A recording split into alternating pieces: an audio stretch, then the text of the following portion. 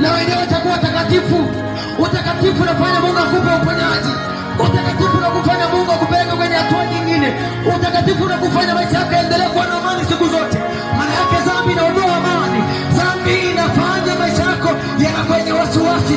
Dhambi inakufanya kutenga mbali na Mungu.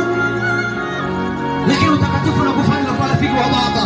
Unakuwa ni rafiki wa Mungu. Mungu anakutazama na kukuona.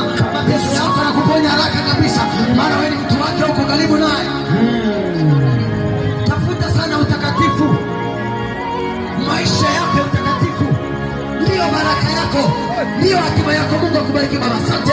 Ndiyo hatima yako, maisha yako ya utakatifu ndiyo njia yako ya uponyaji. Baraka zako siku pale ambapo utaamua kwenda kuishi maisha ya utakatifu. Sasa yatosha, mimi sitafanya mambo ya usembe. Maana mambo unayoyafanya haya yamepelekea hatima yako iharibike, yamepelekea ndoa yako iharibike, yamepelekea tena usiolewe, yamepelekea mambo yako yote yasiende vizuri. Shetani anajua sehemu ya kuwafunga watu.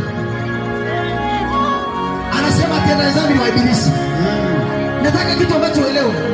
Unachokifanya leo umetenda dhambi, wewe ni wa shetani. Ndio maana shetani ana uwezo wa kukutumia wewe.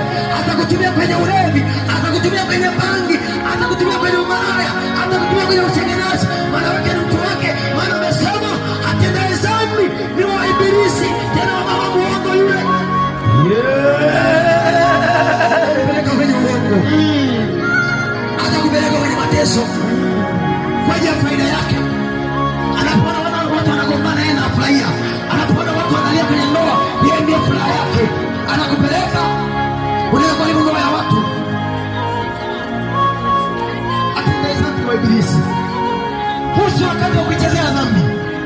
Usi wakati wa kuishi maisha ya uvuguvugu. Leo kaamua leo kaishi maisha ya utakatifu. Maana ndio salama yako, maana ndio hatima yako. Leo tunalia changamoto tunazozipata ni kutoka